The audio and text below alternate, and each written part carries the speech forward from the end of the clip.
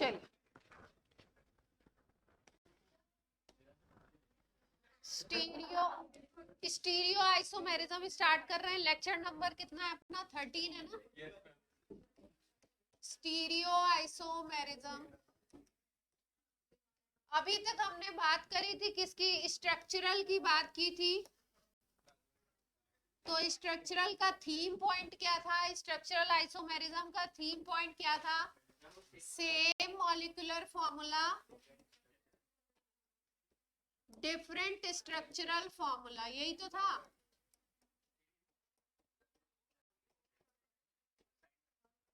Different structural formula, structure different हो जाएगा, है ना।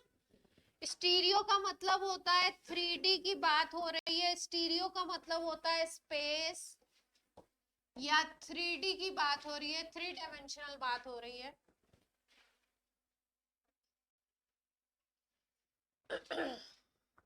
तो मतलब क्या है? जैसे मान लीजिए कि ये सपोज ये कार्बन है, ठीक।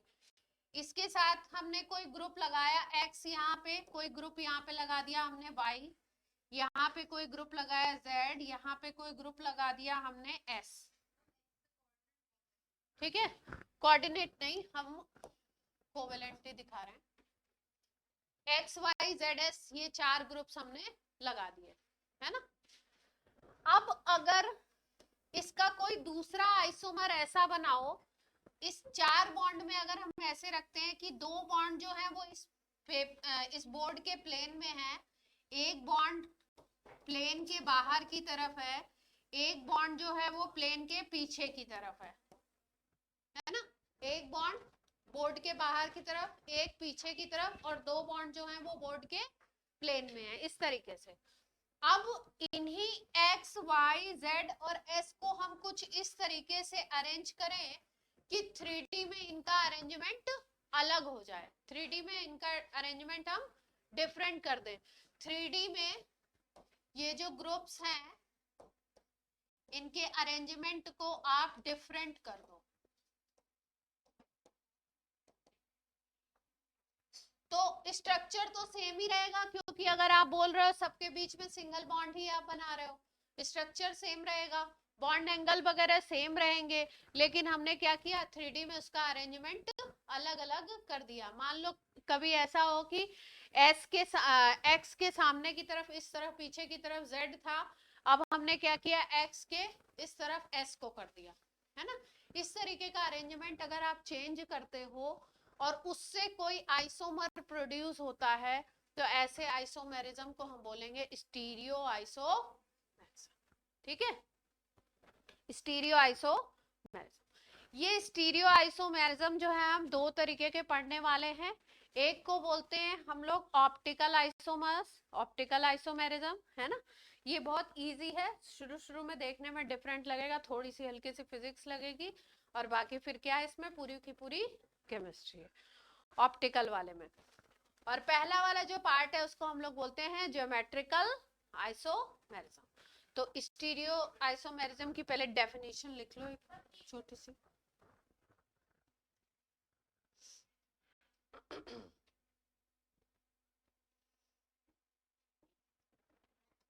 compounds which have same molecular formula, same structure, compounds which have same molecular formula,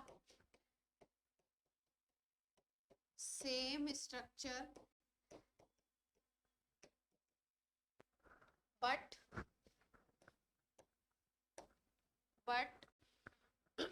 different spatial orientation, but different spatial orientation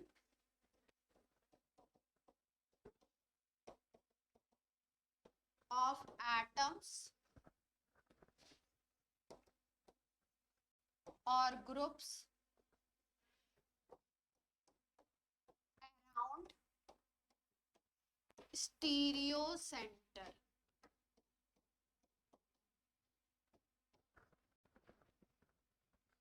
Around stereo center.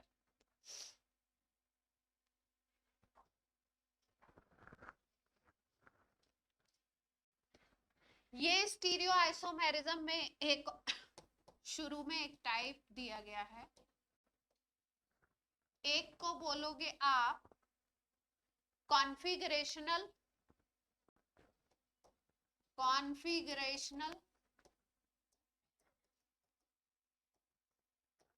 Stereo isomerism,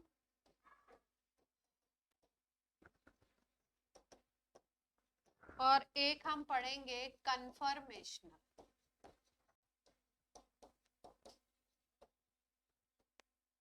इसको हाइड्रोकार्बन में पढ़ाना है, लेकिन मैं यहीं पे पढ़ा दूंगी, तो हाइड्रोकार्बन में नहीं पढ़ाएंगे, है ना। एक है कॉन्फिगरेशनल और एक है कन्फर्मेशनल।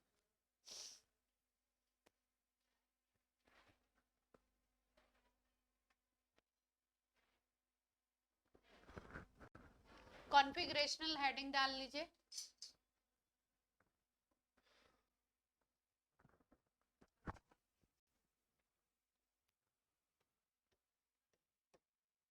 कॉन्फिगरेशनल हेडिंग डाल लीजिए।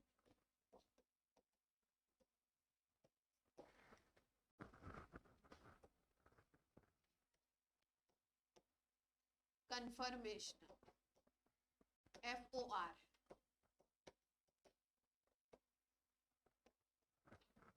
कॉन्फिगरेशनल में क्या होगा, देखो ये ऐसे आइसोमर हैं जो एक दूसरे में कन्वर्ट नहीं हो सकते। मतलब एक को अगर हमने बोला सिस, दूसरे को बोला ट्रांस, तो ऐसी कोई सिचुएशन नहीं होगी कि सिस ट्रांस में कन्वर्ट हो रहा और ट्रांस सिस में कन्वर्ट हो रहा, है ना, कन्वर्ट नहीं हो सकते। These are not interconvertible.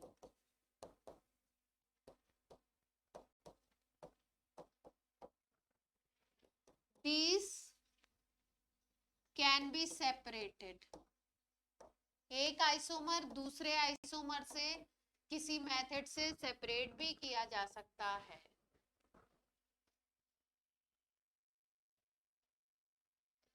These can be separated।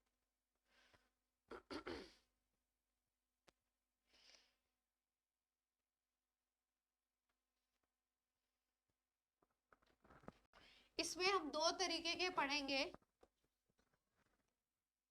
एक को बोलोगे ज्योमेट्रिकल और दूसरे को बोलोगे ऑप्टिकल।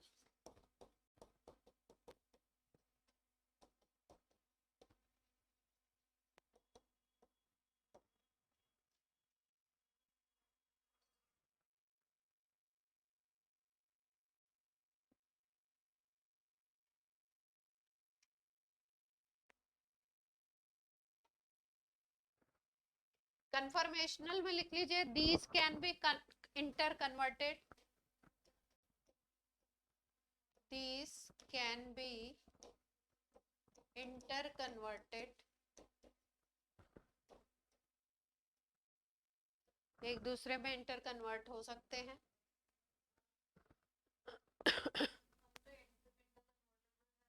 तो सेपरेशन डिफिकल्ट होगा इनका, हाँ इक्विलिब्रियम भी रहेगा। Separation is difficult.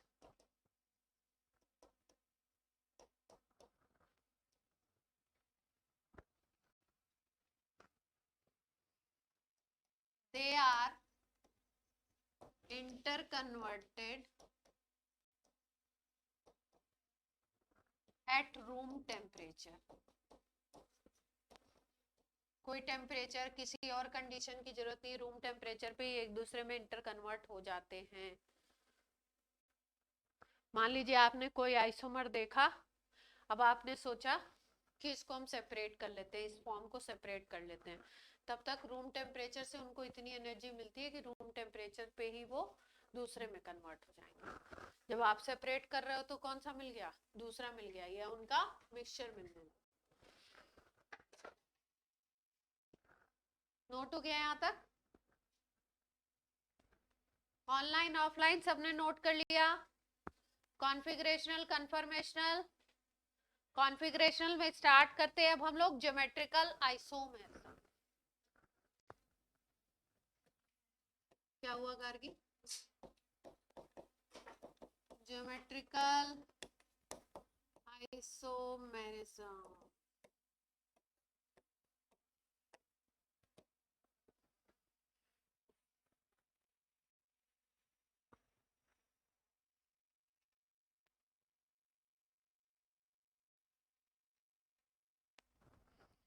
इस ज्योमेट्रिकल आइसोमेरिज्म को पढ़ने से पहले एक टर्म लिखिए, stereo centre. Stereo centre, stereo centre क्या है? When an interchange of two atoms, when an interchange of two atoms or groups, interchange of two atoms or groups to a center results in a new isomer, results in a new isomer, then this center is called stereo centre.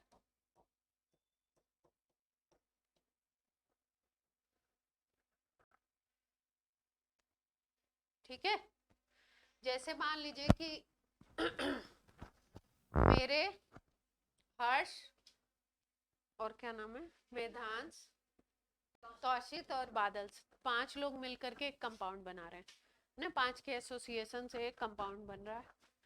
मैं बीच में कोई ऐसा centre हूं जिसके around अगर इनकी position change की जाती है तो नया आइसोमर मिल जाता है। मान लो मैं बीच में हूँ, इधर से मैदान जुड़े, इधर से बादल जुड़े, इधर से तौशित, इधर से हर्ष जुड़े हुए हैं। ठीक है, इन दोनों में से किसी भी दो की पोजीशन को हम चेंज कर रहे हैं, चेंज करने से क्या हो रहा है, नया आइसोमर मिल जा रहा है। तो इस सेंटर को आप क्या बोलोगे, स्टीरियो सेंटर। किसके अराउंड, किस पॉइंट के अराउंड? वो 2 कार्बन एटम भी हो सकते हैं, 1 कार्बन एटम भी हो सकता है। ऑर्गेनिक की बात करें तो कार्बन की बात करेंगे, तो 1 कार्बन एटम भी हो सकता है, 2 कार्बन एटम भी हो सकते हैं, जिसके अराउंड पोजीशन ग्रुप्स की, एटम्स की चेंज की जाए तो क्या बन जाए, नया आइसोमर मिलने लगे अगर हमें, तो हम क्या बोलेंगे उसको, उस सेंटर को बोलेंगे स्टीरियो सेंटर। ठीक है, अब ज्योमेट्रिकल की बात कर लें, आइसोमेरिज्म की बात कर लें। इसमें सबसे पहला जो एग्जांपल हम देखते हैं, सबसे पहला जो टाइप देखते हैं ज्योमेट्रिकल में, सिस ट्रांस।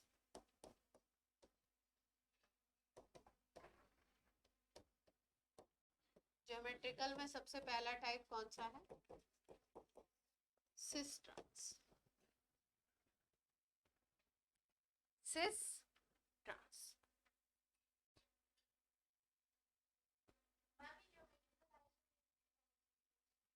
हाँ, कई तरीके के देखेंगे, जिसमें प्राइम जो हम देखते हैं वो यही है, सबसे ज्यादा इसी को पढ़ते हैं।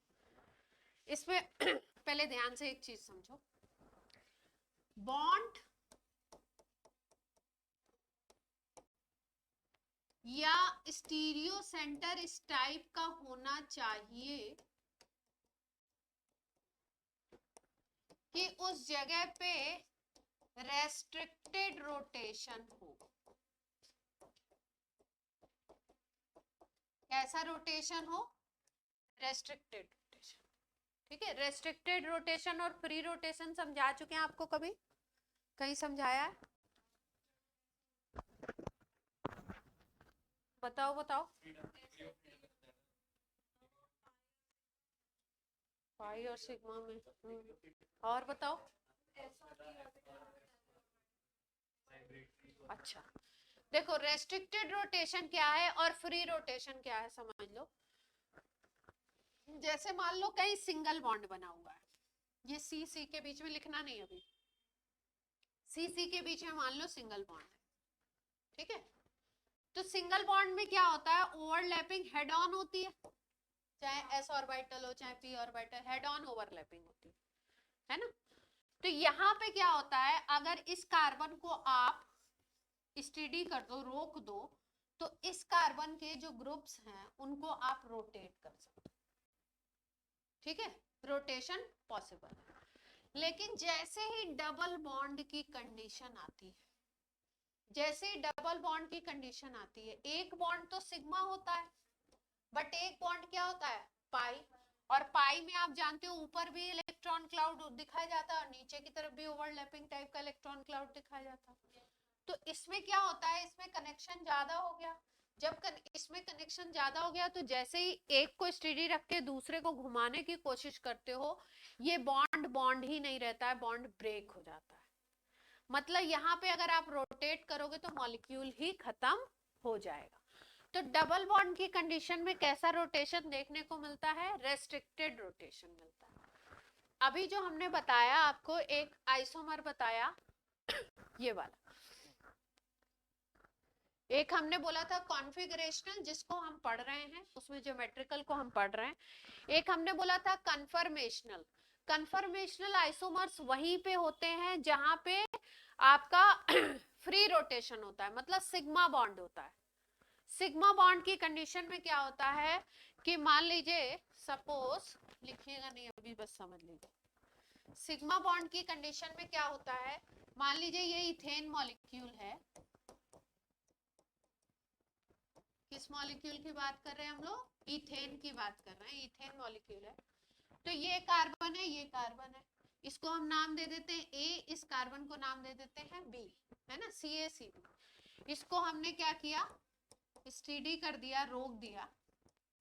इसको रोक करके हम क्या कर सकते हैं, ये वाला जो कार्बन है इसके ग्रुप्स को घुमा सकते। मान लो इसको नाम दे दिया हाइड्रोजन X, इसको दे दिया Y, इसको दे दिया Z। अब अगर हम इसको यहाँ से रोटेट करें, क्योंकि सिंगल बॉन्ड है तो सिग्मा बॉन्ड फ्री रोटेशन करता है। यहाँ पे कैसा रोटेशन हो सकता है, फ्री रोटेशन हो सकता है, ठीक है। मान लो इसको हम थोड़ा सा रोटेट कर दें, सपोज हमने 15 डिग्री घुमाया, 15 डिग्री अगर हम इसको घुमाएं तो HX 15 डिग्री इधर आ जाएगा, HY इधर आ जाएगा, HZ थोड़ा सा और जिस भी पोजीशन पे, ये एग्जैक्ट पोजीशन नहीं लिखी है मैंने, ये यहाँ आ गया, ये यहाँ आ गया, ये इधर आ गया, ठीक है। अब मान लो आप यहाँ पे खड़े हो, इस मॉलिक्यूल को सामने से देख रहे हो, ठीक है। पहले कुछ ऐसी पोजीशन थी, मान लो पहले कार्बन पे हाइड्रोजन ऐसे लगा हुआ था, दूसरा ऐसे, तीसरा ऐसे, फिर पीछे वाले कार्बन पे भी ऐसे ही लगे हुए थे, इस तरीके से। अब हमने क्या किया, एक को 15 डिग्री घुमा दिया, पीछे वाले को, आगे वाले कार्बन को वैसे ही रखा, एक को 15 डिग्री घुमा दिया। मान लो ये ऐसे, ये पहला कार्बन Ca, ठीक, इसके पीछे की तरफ ये Cb। हाँ, पहले CaCb की पोजीशन कुछ ऐसे थी कि इधर से जब फ्रंट से ऑब्जर्वर देखेगा, यहाँ पे फ्रंट से अगर ऑब्जर्वर देख रहा है तो उसको ये वाला बॉन्ड दिख रहा है, पीछे वाला नहीं दिख रहा है, ठीक है। ये वाला दिख रहा है जस्ट पीछे, फिर ये वाला दिख रहा है, ये पीछे वाला नहीं दिख रहा है, ये दिख रहा है, ये वाला नहीं दिख रहा है, क्योंकि क्या है, पीछे की तरफ बिल्कुल सेम पोजीशन पे। अब हमने क्या किया, इसको तो रोक दिया, इसको क्या किया, रोक दिया, और इसको घुमाया, ये वाले कार्बन के जो बॉन्ड है उनको घुमाया। तो जब इसको घुमाओगे, सपोज मान लो तुमने 15 डिग्री या 30 डिग्री जो भी घुमाया, 30 डिग्री जब घुमाओगे तो बॉन्ड कुछ, ये वाला बॉन्ड अब नई पोजीशन ले लेगा, इधर आ जाएगा, ये वाला थोड़ा इधर आ जाएगा, ये वाला भी थोड़ा सा आगे जाएगा 15 डिग्री, है ना। तो अब ऑब्जर्वर अगर इधर से देखेगा तो उसको ये बॉन्ड भी दिखेगा और पीछे वाला भी दिखेगा, ठीक है। तो ऐसा आइसोमेरिज्म जिसमें क्या होता है कि एक कार्बन को स्टेडी रखते हुए दूसरे को आप रोटेट कराते हो, घुमाते हो, और वो पॉसिबिलिटी केवल सिग्मा बॉन्ड में होती है। तो यहाँ पे क्या होता है, ढेर सारे आइसोमर्स बनते हैं, जिनको बेसिकली हम आइसोमर्स ना कह के हम बोलते हैं उनको कन्फर्मर्स। क्या नाम देते हैं, कन्फर्मर्स। और ऐसे आइसोमेरिज्म को हम बोलते हैं कन्फर्मेशनल आइसोमेरिज्म, है ना। ऐसे आइसोमेरिज्म को क्या बोलेंगे, कन्फर्मेशनल आइसोमेरिज्म। तो अब आप बोलोगे कि मैम ये तो हम 0 डिग्री, अरे हाफ डिग्री भी घुमा सकते थे, 2 डिग्री भी, 3 डिग्री भी, 30 डिग्री भी, 90 भी, कितना भी घुमा सकते थे, है ना। तो इसमें बोला जाता है कि जो कन्फर्मेशनल आइसोमर्स होते हैं वो क्योंकि रूम टेम्परेचर पे बनते रहते हैं, घूमते रहते हैं, बनते रहते हैं, नए आइसोमर्स एक दूसरे में कन्वर्ट होते रहते हैं। तो ऐसा बोला जाता है कि एक मॉलिक्यूल के लगभग लगभग इनफाइनाइट कन्फर्मेशनल आइसोमर्स बन सकते हैं। भाई मान लो तुम हाफ डिग्री घुमाना शुरू करो तो कितने सारे बन जाएंगे, बहुत सारे बन जाएंगे ना। 1/4 डिग्री घुमाएं हम, जितना भी घुमाना चाहें उसके अकॉर्डिंग, तो बहुत सारे कन्फर्मेशनल आइसोमर बन जाते हैं। क्योंकि रोटेशन से बनते हैं तो इसलिए हम इसको कन्फर्मेशनल आइसोमर, कन्फर्मर्स या रोटोमर्स भी बोलते हैं। क्या बोलते हैं? रोटोमर्स भी बोलते हैं। जब एक बॉन्ड के जस्ट पीछे दूसरा बॉन्ड आ जाएगा, पीछे वाला बॉन्ड हमें दिखाई नहीं देगा, जैसे सिचुएशन ये है, तो इसको हम बोलते हैं इक्लिप्स्ड फॉर्म। कन्फर्मेशनल में भी हम इसको क्या बोलेंगे? इक्लिप्स्ड। जस्ट पीछे आ गया, दिख नहीं रहा आपको, ठीक है। इसके बीच में जितने भी आएंगे, 15 पे घुमाया, 16 पे घुमाया, कितने पे भी घुमाया, जब आपको दिख रहा है उन सबको हम नाम देते हैं स्क्यू फॉर्म। क्या नाम देते हैं? स्क्यू। हाँ, एक ऐसी पोजीशन भी मिलती है जब ऐसे था, ये आपको उल्टा वाई दिख रहा है, अब पीछे वाला बॉन्ड मान लीजिए ऐसा हो जाए, घुमाते घुमाते एक का जस्ट अपोजिट मिल जाए, तो ऐसा जो कन्फर्मर बनता है इस तरीके का, उसको बोलते हैं एंटी फॉर्म। इसमें अलग अलग फॉर्म मिलेंगे इन सबके। जो जब आपका बिल्कुल 0 डिग्री का एंगल था इनके और इनके बीच में, तो इक्लिप्स था, है ना। फिर उसके बाद आपका कौन सा मैंने बताया, बीच में जितने घुमाएंगे आप एंगल्स, उनको क्या बोलेंगे हम लोग? स्क्यू बोलेंगे। जिसमें एकदम जस्ट अपोजिट बन जाएगा, जो बॉन्ड आपका इस तरीके से ऊपर है और नीचे एक बॉन्ड आ गया उसी पोजीशन पे, बिल्कुल बीच की पोजीशन पे, तो आप उसको क्या बोलोगे? एंटी फॉर्म बोलोगे, है ना। एक होता है पार्शियल इक्लिप्स्ड, ये तो पूरा इक्लिप्स्ड है। एक होता है पार्शियल। पार्शियल कैसे बनता है देख लीजिए, समझ लीजिए, इसका फिर थ्योरी रह जाएगा आपको। ये तो फुल्ली इक्लिप्स्ड है, हाइड्रोजन के पीछे हाइड्रोजन। ये आपका किसका स्ट्रक्चर था? CH3 single bond CH3। ये इथेन की बात कर रहे थे, है ना। ये क्या था आपका? इक्लिप्स्ड बन गया, एंटी बन गया, स्क्यू बन गया, बीच में जितने आ गए। अब मान लो कि आपको स्ट्रक्चर इसका दे,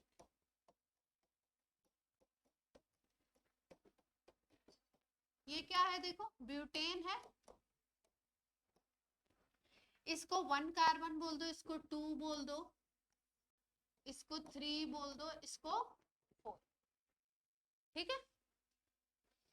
अब 2 और 3 कार्बन ले लो, किसके अराउंड देखना चाह रहे हैं हम रोटेशन किसके अराउंड देखना चाह रहे हैं? 2 और 3 कार्बन के बीच में देखना चाह रहे हैं। तो आप ऐसे बोलोगे, एक को C2 लिख दो, एक को C3, ठीक है। अब C2 कार्बन में 2 हाइड्रोजन तो होंगे ही होंगे। C3 पे क्या हो, C2 पे क्या है, आगे की तरफ एक मिथाइल लगा हुआ है और 2 हाइड्रोजन लगे हुए। इसको हम ऐसे लगा दें, मान लो 2 हाइड्रोजन लगा दें और एक क्या लगा दें, CH3 ग्रुप लग गया, इस पे भी लगा दें।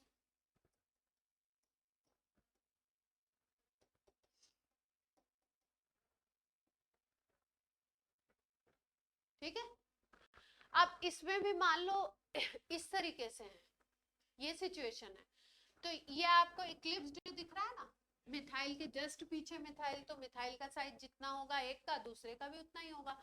तो सामने से अगर यहाँ से ऑब्जर्वर देखेगा तो केवल ये दिखेगा इसको, पीछे वाला नहीं दिखेगा, ठीक। लेकिन अगर इस केस में हम लोग क्या करें, दूसरा वाला केस बनाए, देखो अगर हम ऐसे बना दें, यहाँ मिथाइल है ना, ये हाइड्रोजन हाइड्रोजन है, ठीक। अब हम क्या करें, इसको हम कुछ ऐसा घुमाएं, ये यहाँ पे आ जाए मिथाइल, यहाँ पे आ जाए हाइड्रोजन, इधर,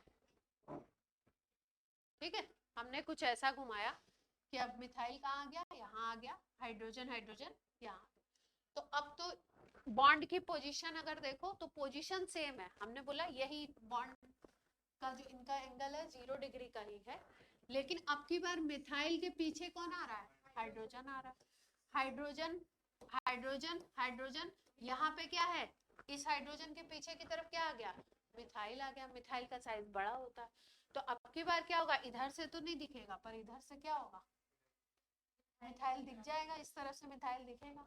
तो जब सेम ग्रुप होते हैं बिल्कुल ऐसी सेम पोजीशन में 0 डिग्री पे, तो आप उसको इक्लिप्स्ड बोलते हो या उसको फुल्ली इक्लिप्स्ड बोलते हो। यहाँ पे बॉन्ड में एंगल तो बिल्कुल सेम है, जिस ओरिएंटेशन पे ये है उसी पे ये है, जिस पे ये है उसी पे ये, जिस ओरिएंटेशन पे ये है उसी पे ये, लेकिन बॉन्ड जो एटम्स हैं या जो ग्रुप्स हैं उनका साइज क्या हो गया, अलग अलग हो गया। ठीक है, जैसे मान लो मैं यहाँ खड़ी हूँ, बादल यहाँ खड़े, अब पीछे से कोई देख रहा है तो पूरी ओवरलैपिंग सिचुएशन है, मैं ही दिखने वाली हूँ, है ना। अब अगर बादल को आगे खड़ा कर दिया जाए, उधर से कोई ऑब्जर्वर देख रहा है तो हम, मैं और बादल दोनों दिख जाएंगे, है ना। तो है तो, और अगर सेम खड़े हैं सेम एंगल पे तो मतलब बॉन्ड एंगल का कोई डिफरेंस नहीं आएगा, बट दिखेंगे तो सही, है ना। तो इक्लिप्स्ड तो बोलोगे, लेकिन उस सिचुएशन को बोल देते हैं हम लोग पार्शियल इक्लिप्स्ड। कौन सी सिचुएशन बोल देते हैं, पार्शियल। तो इक्लिप्स्ड समझ लिया हमने, एंटी समझ लिया। एंटी में जैसे एक वाई पे है तो दूसरे को दूसरा रिवर्स वाई बना दो, है ना। और एक हमने क्या बोला था, स्क्यू, बीच के जितने होंगे उनको क्या बोलते हैं, स्क्यू। क्लियर है। ज्योमेट्रिकल पढ़ने के पहले हमने क्या पढ़ ली, कन्फर्मेशनल। अब हम बात करते हैं, यहाँ पे फ्री रोटेशन था इसलिए रोटोमर्स बनते थे। अब हम बात करने वाले हैं क्या, रेस्ट्रिक्टेड रोटेशन की। तो रेस्ट्रिक्टेड रोटेशन की दो सिचुएशन हमको मिलेगी। रेस्ट्रिक्टेड रोटेशन की कैसी सिचुएशन मिलेगी, दो मिल सकती है अपने को सिचुएशन। एक तो मिलेगी डबल बॉन्ड की, ये हटा नहीं क्या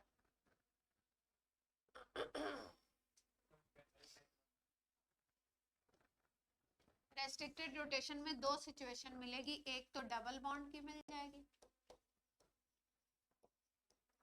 स्टीरियो सेंटर अपना डबल बॉन्ड बन जाए, है ना। और दूसरा एक और सिचुएशन मिलती है रिंग की। रिंग के अराउंड अगर हम देख रहे हो तो भी हमको रेस्ट्रिक्टेड रोटेशन देखने को मिलता है।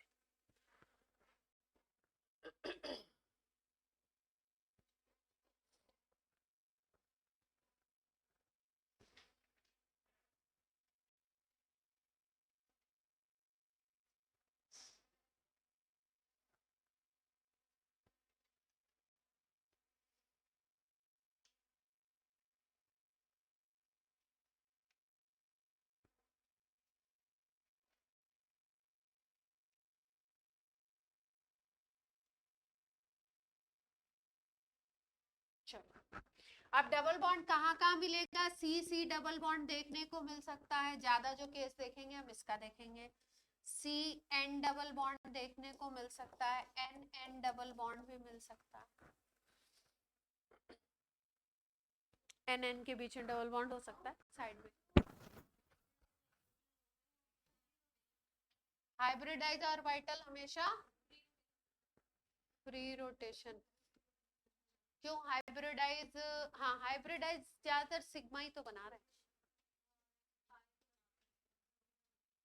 पाई जो बनाता है वो तो फ्रेश वाला बनाता है, फ्रेश बोले तो अनहाइब्रिडाइज। ठीक है, तो देखो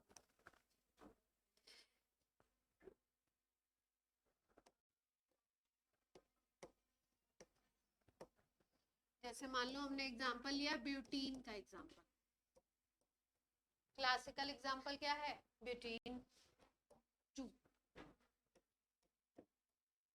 ये हाँ, ज्योमेट्रिकल आइसोमेरिज्म समझ रहे हैं, ज्योमेट्रिकल आइसोमेरिज्म समझ रहे हैं, उसमें डबल बॉन्ड का एग्जांपल ले रहे हैं। सी सी डबल बॉन्ड है, ब्यूटीन 2 है, तो अगर सिंपल स्ट्रक्चर बनाओगे तो क्या बनेगा, ये स्ट्रक्चर, है ना। तो इसके दो आइसोमर्स देखे जा सकते हैं, कैसे कैसे देखिए।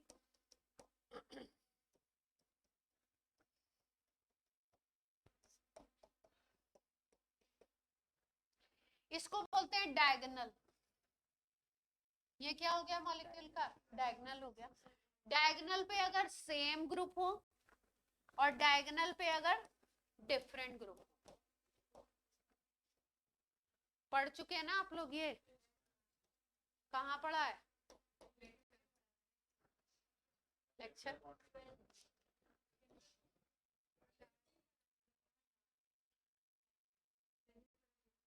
डायगोनल पे क्या है, अगर सेम ग्रुप है और डायगोनल पे डिफरेंट ग्रुप है।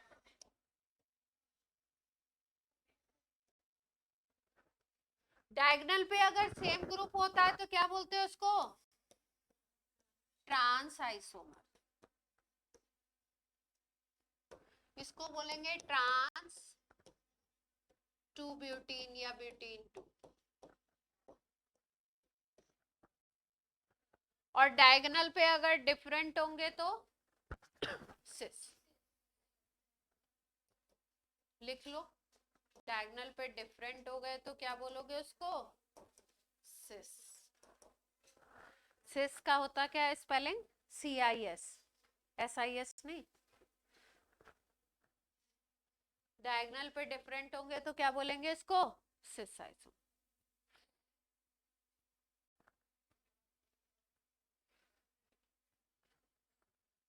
तो इसको क्या बोल दोगे आप, सिस ब्यूटीन टू।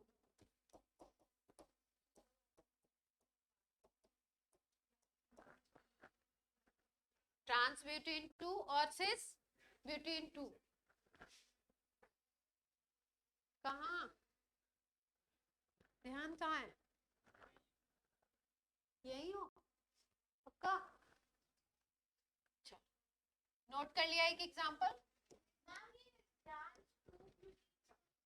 हाँ डबल बॉन्ड टू पे है ना, हाँ एक ही बात है, टू आगे लगा लो चलता है। CC डबल बॉन्ड है, एक तरफ HH लगा दें, एक तरफ Cl लगा दो, ये ट्रांस बन गया। कंपाउंड का नाम बोल दो जल्दी से, इसका सिस फॉर्मेट क्या बनेगा,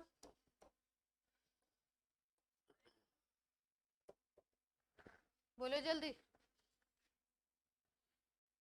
कंपाउंड का नाम नहीं बता पा रहे हो,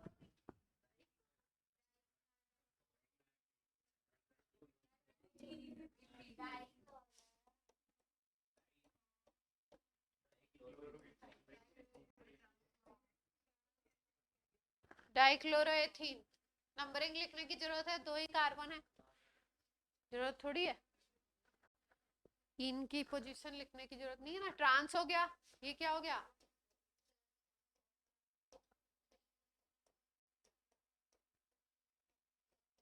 कोई दिक्कत, इजी है।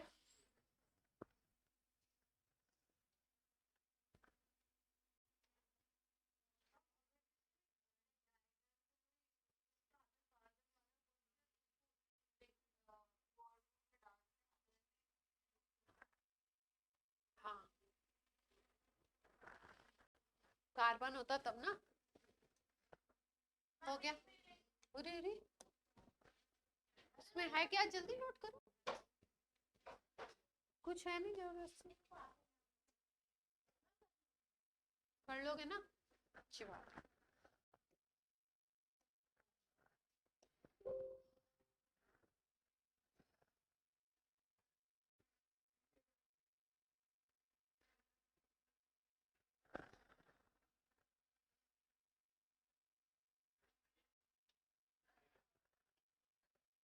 बादल क्या हुआ, बादल शैतानी मत करो, सामने बैठ के दांत दिखा रहे हो, अब शैतानी मत करो, अच्छी बात है ना।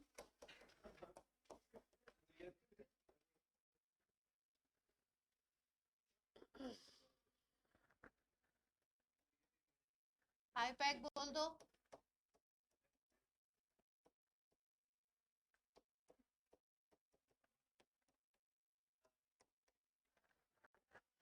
ये सिस है ना,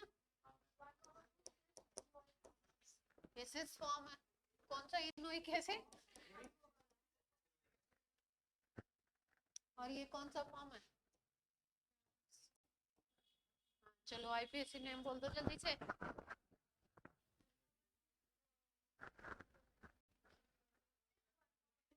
इथेनोइक एसिड, कितने कार्बन दिखाई दे रहे हैं?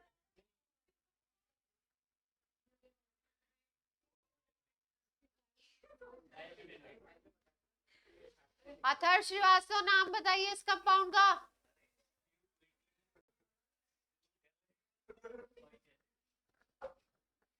जल्दी बताइए अथर्व।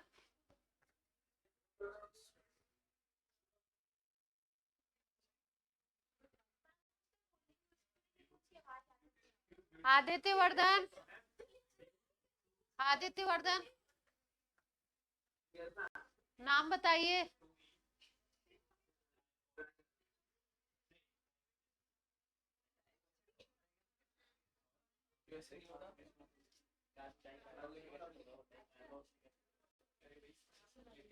वो रिंग पे होता है भाई साहब।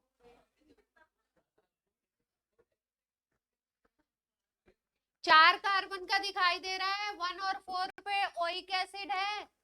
ब्यूट 1,4 डाइओइक एसिड नहीं बोल सकते थे? इतना टाइम क्यों लग रहा था?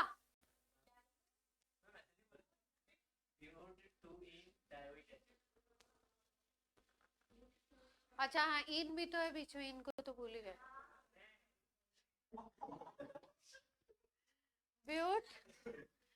ब्यूट 2 इन 1,4 डाइओइक एसिड लिख सकते हैं ना?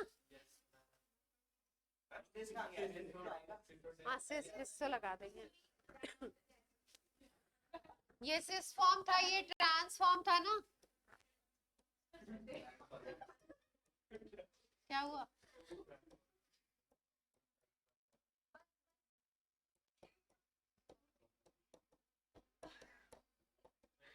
ये है कंपाउंड है ना?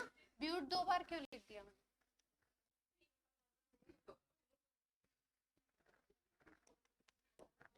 ठीक है,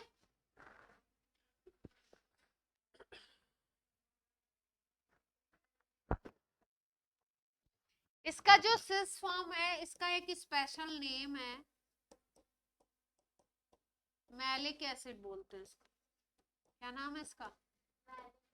मतलब सिस फॉर्म को ही मैलिक एसिड बोलते हैं, और ये ट्रांस फॉर्म को बोलते हैं फ्यूमेरिक एसिड। हाँ, ट्राइओइक एसिड फिर लिखते नहीं है उसको, कार्बोक्सिलिक लिख देते हैं। हाँ, फिर कार्बोक्सिलिक लिख देते हैं। अगर 2 को प्रायोरिटी दोगे तो तीसरे को बुरा लगेगा, बीच वाले को छोड़ोगे। दोनों का स्टेट तीनों का सेम है, अगर 3 COH लगे हो। हाँ, वो तो कार्बन चेन को ही ढूंढना है ना आपको, कार्बन चेन जैसे भी जाए। हाँ, ओइक एनहाइड्राइड नाम में लगता है बस, और कुछ नहीं। Fumaric, fumaric, FUMARIC, fumaric. Anhydride नहीं था।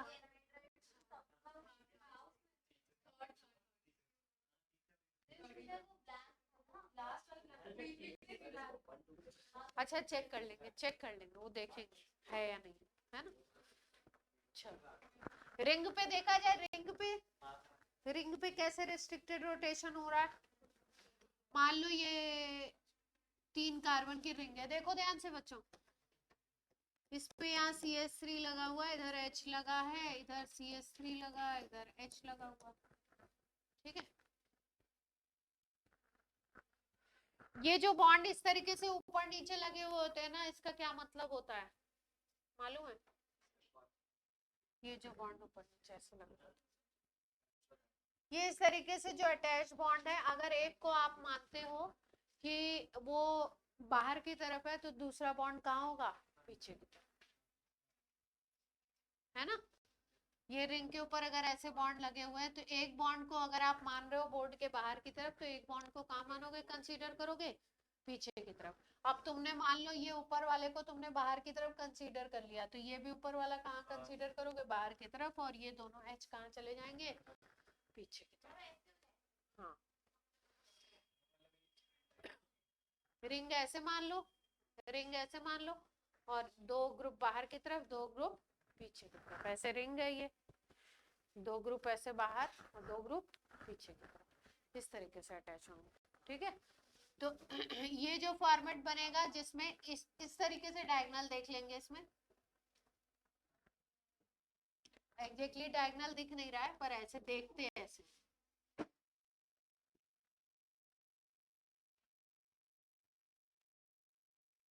ऐसे नहीं दिख रहा है इस पे, जब वैसे एज्यूम करेंगे तो आपको दिख जाएगा डायगोनल, है ना। तो डायगोनल पे डिफरेंट है तो क्या बनेगा,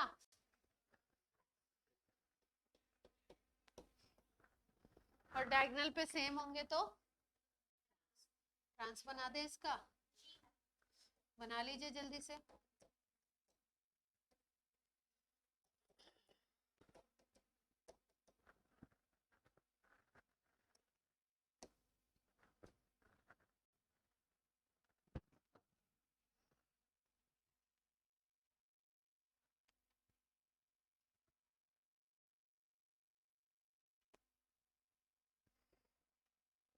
तीन कार्बन की रिंग है, चार की भी हो सकती है, पांच की भी हो सकती है ना, रिंग डिफरेंट भी हो सकती है। एक स्पेशल केस भी था इसमें, वो बताना चाह रही हूँ, दिख नहीं रहा।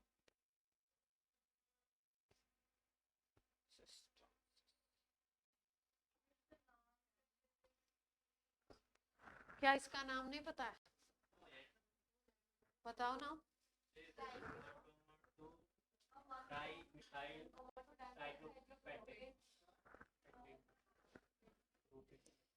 क्या बोला नाम आपने, 1,2 डाई मिथाइल हो गया ना, साइक्लो और सिस लगा दो, यहाँ सिस लगा दो, और यहाँ पे यही नाम के साथ क्या लगा दोगे, ज्योमेट्रिकल अगर बता रहे हो तो, ज्योमेट्रिकल आइसोमेरिज्म बता रहे हो तो बताओगे ना, सिस या ट्रांस।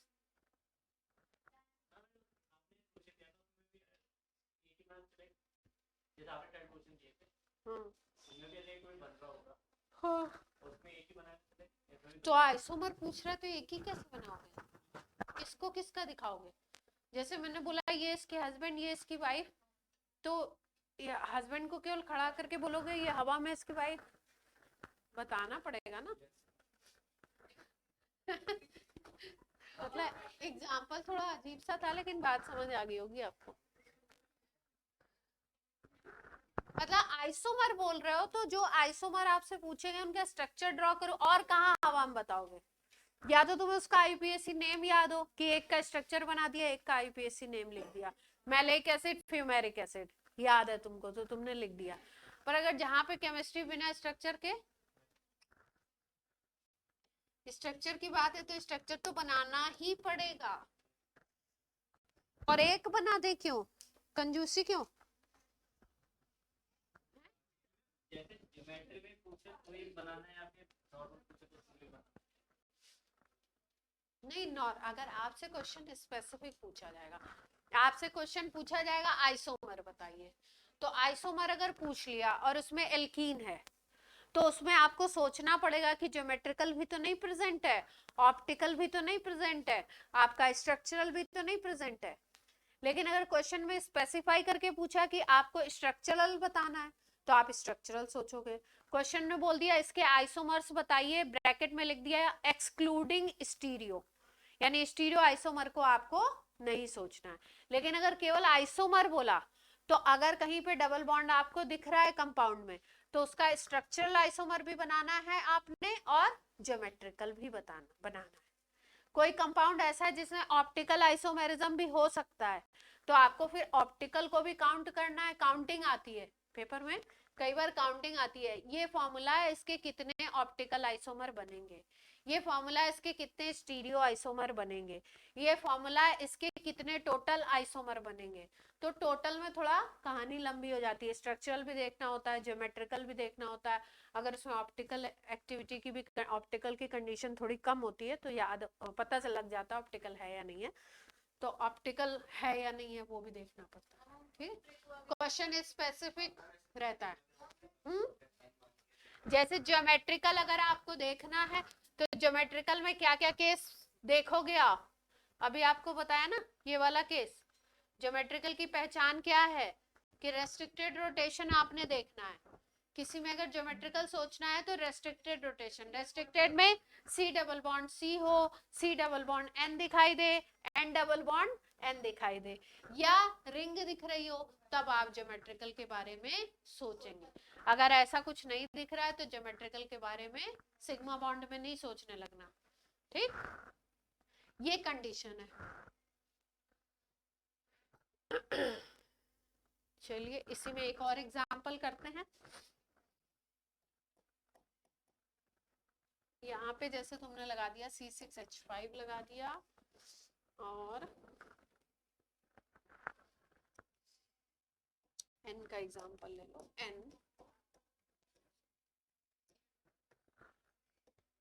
के ऊपर लोन पेयर, यहाँ पे OH, C6H5 बेंजीन रिंग लगी हुई है, और इधर पे H लगा। देखो ध्यान से, साइन और N नहीं, सिन और सिन। ठीक है, देखो ये कौन से कंपाउंड है, अभी लास्ट किसी क्लास में मैंने आपको बताया था कि कार्बन चेन के साथ डबल बॉन्ड पे अगर कोई ग्रुप आता है NOH तो इसको एक नाम दिया था हमने ऑक्साइम, याद है आपको। तो ये कौन से कंपाउंड है, ऑक्साइम। तो ऑक्साइम में इसी तरीके का ज्योमेट्रिकल आइसोमेरिज्म प्रेजेंट होता है, और इसको हम बोलते हैं सिन या एंटी। सिस और ट्रांस की जगह हम नाम क्या देते हैं, सिन और एंटी नाम देते हैं। जैसे ये जो फॉर्मेट हमने बनाया है ये है सिन फॉर्मेट, अभी बनाते हैं हम लोग इसका ट्रांस फॉर्मेट। ट्रांस फॉर्मेट में लोन पेयर इधर आ जाएगा, OH इधर चला जाएगा।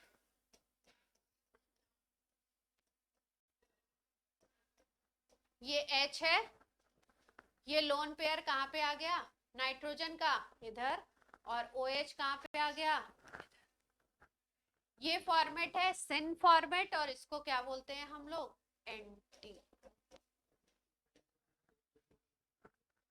क्या हो गया,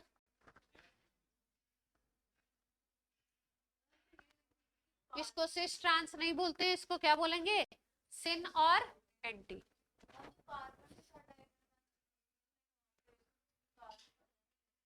कार्बन के साथ ही इसकी दूसरी पहचान है, बताते हैं, लिखो पहले।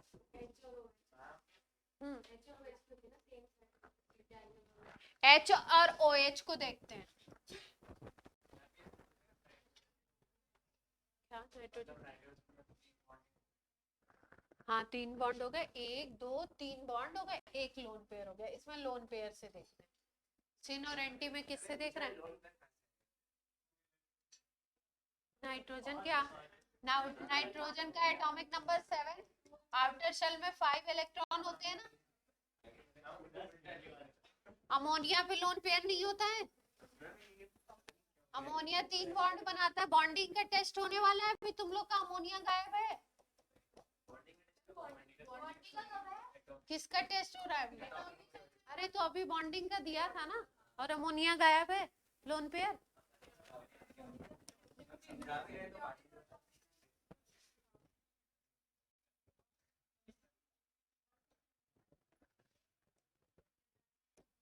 ठीक है, अब इनमें HOH अगर डबल बॉन्ड की एक ही साइड पे आपको दिख रहे हैं, HOH कहाँ पे दिख रहे हैं, डबल बॉन्ड के एक ही साइड पे दिख रहे हैं इस तरीके से, तो सिन बोलोगे, और HOH अगर डायगोनल पे दिख जाए तो क्या बोल दोगे, एंटी। किस में देखने को मिलेगा, ऑक्साइम। किस में देख रहे हैं, ऑक्साइम।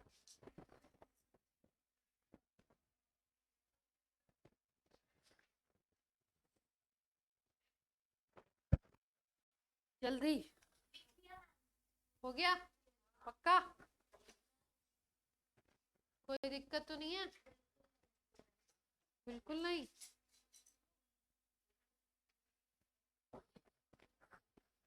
एक और एग्जांपल लिख लो।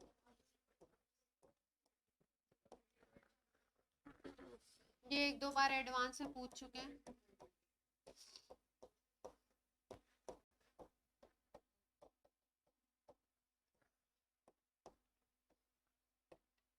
एन डबल बॉन्ड एन वाले जो कंपाउंड होते हैं उनको बोलते हैं एजो। क्या नाम देते हैं? Azo compound.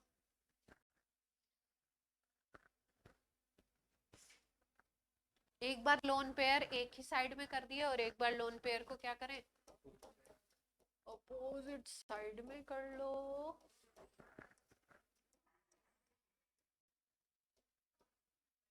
ये क्या है? लोन पेयर है ना, इसको वो मत समझना, बिल्ली के कान, सिन एंड एंटी। हाइड्रा है, चलो सिन एंड एंटी। हम हाइड्रा क्यों सोचे? हम बायो के थोड़ी हैं। सिन एंड एंटी, जल्दी नोट करो बच्चों। ज्यादातर कौन से केस पूछे जाएंगे आपसे? डबल बॉन्ड वाले या रिंग वाले?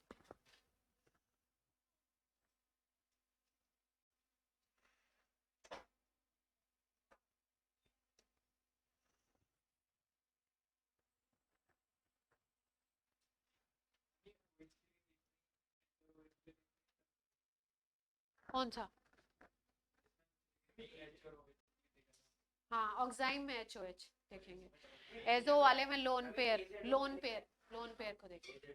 एजो, एजो नाम है ये कंपाउंड का। एन डबल बॉन्ड एन जहाँ पे आएगा ऑर्गेनिक में। हाँ,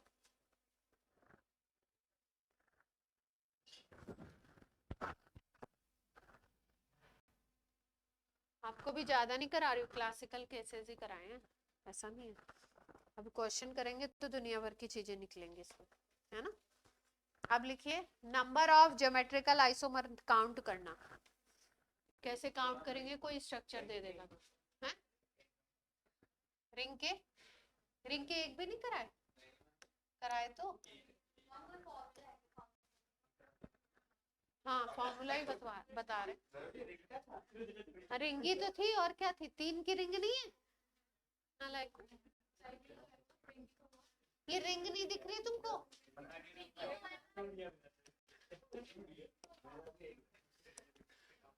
चलो देखो, नंबर ऑफ ज्योमेट्रिकल आइसोमर निकालना है आपको,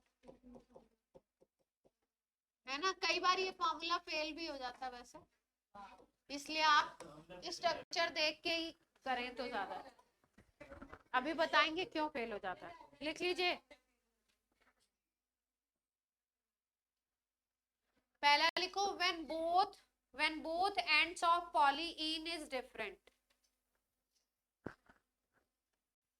पहला केस है when both ends of polyene is different। देखो, पॉलीइन का क्या मतलब है? एक से ज्यादा अगर डबल बॉन्ड है तो देखना आपको कितने आइसोमर्स होंगे, कितने ज्योमेट्रिकल आइसोमर होंगे, है ना?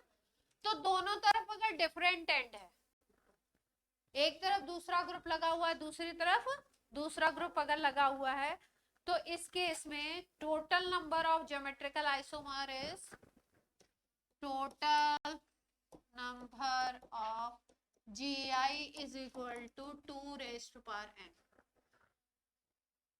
n is number of double bond। n क्या है? Number of double. जैसे मान लो हम ऐसे कर दें, एग्जाम्पल देखो बच्चा पार्टी।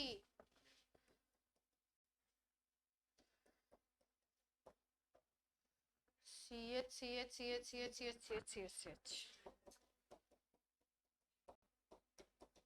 देखो बच्चे, यहाँ बीच में जो सब सेम दिख रहा है आपको, C H C H C H C H C H C H, इधर क्या आ गया, पी एच आ गया, फिनाइल मतलब बेंजीन रिंग लग गई, है ना। और उधर पे क्या लगा हुआ है, सी एच थ्री। जब दोनों एंड डिफरेंट हो जाएंगे तो ज्योमेट्रिकल आइसोमर का नंबर क्या हो जाएगा, 2 raise to power n। n होगा कितने डबल बॉन्ड हैं स्ट्रक्चर में, कितने डबल बॉन्ड हैं, 1 2 3, तो 2 रेज टू पावर 3 हो जाएगा, 2 रेज टू पावर 3।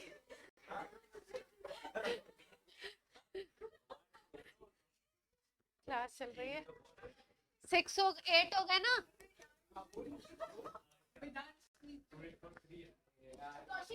8 बन जाएंगे ना, एक के राउंड बनाएंगे सिस ट्रांस, दूसरे के राउंड बनाएंगे, तीसरे के राउंड बनाएंगे, तो कितने बने,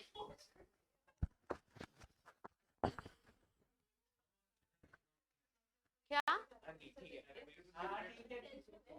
क्या हो गया,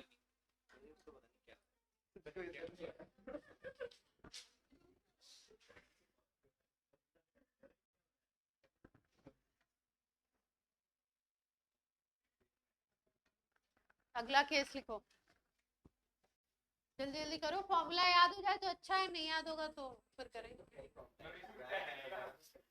हैं?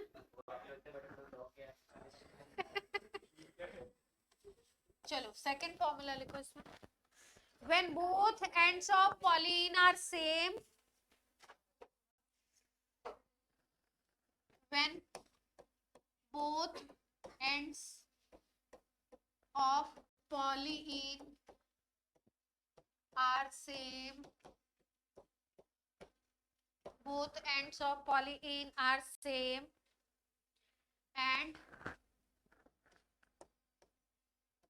have even number of double bond, दोनों एंड सेम होने चाहिए और डबल बॉन्ड का नंबर क्या है, इवन है, 2 4 6, इस तरीके से, ठीक है। तो नंबर ऑफ जीआई का फॉर्मूला लिख दो, जीआई कितने बनेंगे, 2 raise to power n minus 1 plus 2 raise to power n by 2 minus 1, ढंग से लिखना, इधर उधर माइनस 1 2 कर दिया तो ध्यान रखिएगा, हाँ, n माइनस 1 और एक ब्रैकेट में क्या है, n बाई 2 माइनस 1, हाँ मैंने बोला था ना ढंग से लिखना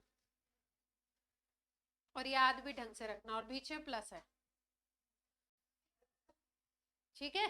स्ट्रक्चर लिखें,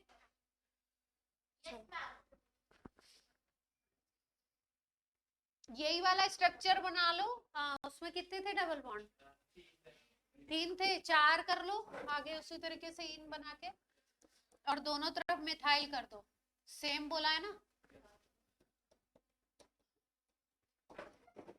कौन है ये,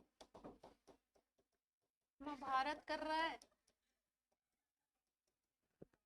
1 2 3 4, मैंने अभी क्या बोला था थोड़ी देर पहले क्लास स्टार्ट होने से, चलो जल्दी करो, कितने बनेंगे आइसोमर, बनाओ मुझे क्या, डबल बॉन्ड का नंबर n है, पहले दोनों एंड्स देख लिए सेम थे, फिर उसके बाद क्या देखा, कितने डबल बॉन्ड हैं, 1 2 3 4, इवन दिख रहा है तो क्या आ जाएगा,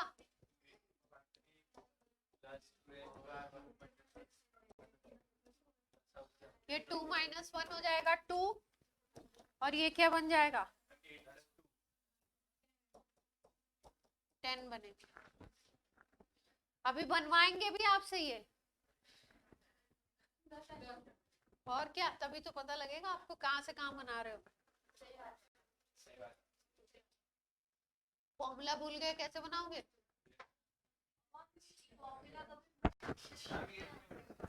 ये नहीं याद होता है, ये मुझे आज तक याद नहीं, स्ट्रक्चर बना लेते,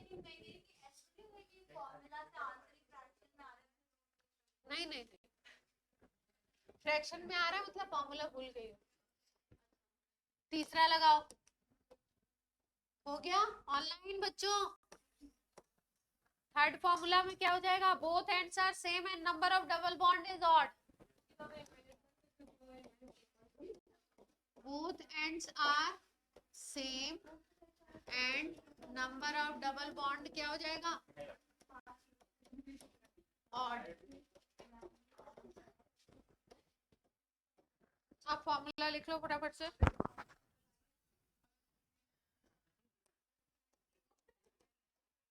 n-1 plus 2 raise to power, इतना खतरनाक फॉर्मूला कौन याद है।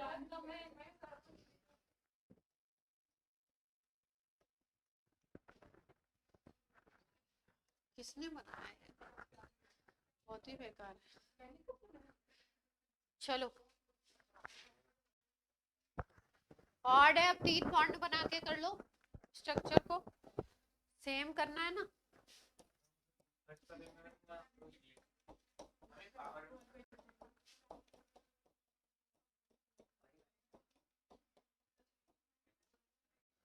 एंड सेम कर दिए हमने, और कितने कर दिए, 3 कर दिए ऑड। तो अब बना लो जी आई, कितने बनेंगे, एन की वैल्यू 3 हो गई ना। अरे यार ये मैथ्स क्यों करवा रहे हैं केमिस्ट्री में, हमसे होती नहीं। और ये क्या आएगा, आवाज में आ रही है लगातार पीछे से।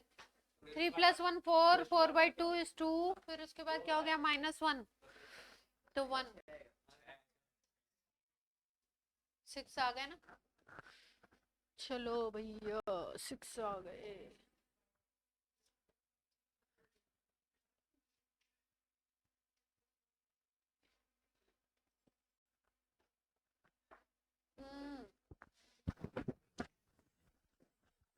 अब इसमें 6 कैसे बनेंगे ये सोचना है, इस स्ट्रक्चर में 6 बनेंगे कैसे।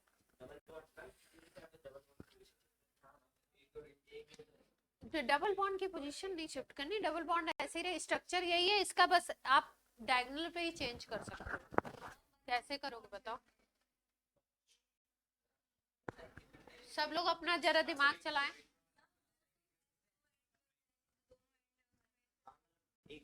हाँ क्या बोल रहा है, दोनों सेम आप बंद हो जाएंगे, बंद से जितने जो ना डबल बॉन्ड है उसके अराउंड स्लिप फ्लैट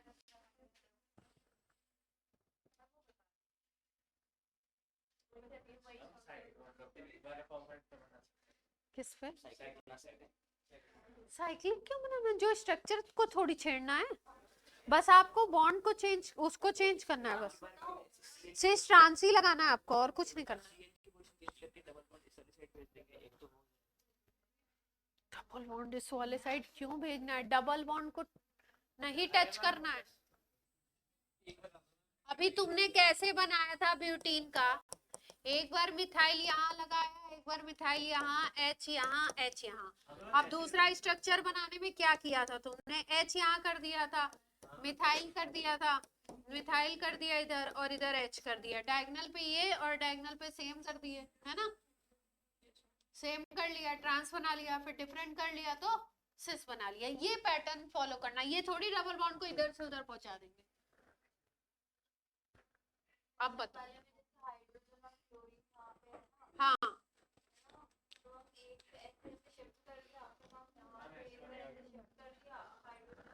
हाइड्रोजन और ये वाला ग्रुप, डबल बॉन्ड की एक तरफ में जो 4 हो गए ना हाइड्रोजन और पूरी बड़ी चेन है, यहाँ पे तो आप एक ऐसे बस 2 ऐसे बनाएंगे, फिर हम अगले डबल बॉन्ड पे जाएंगे, तो हम यहाँ पे भी हाइड्रोजन और तीसरे जितने भी है।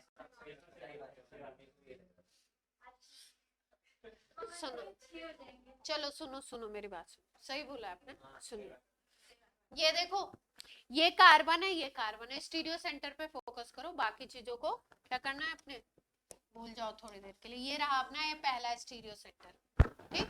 इस स्टीरियो सेंटर पे क्या क्या चीजें लगी हुई हैं, एक H, एक क्लोरीन और एक ये बड़ा सा, समझ आ रही है बात। इस कार्बन पे कितनी चीजें लगी हुई, एक H, एक क्लोरीन, इस कार्बन पे H और क्लोरीन, इस कार्बन पे H और ये बड़ा सा ग्रुप,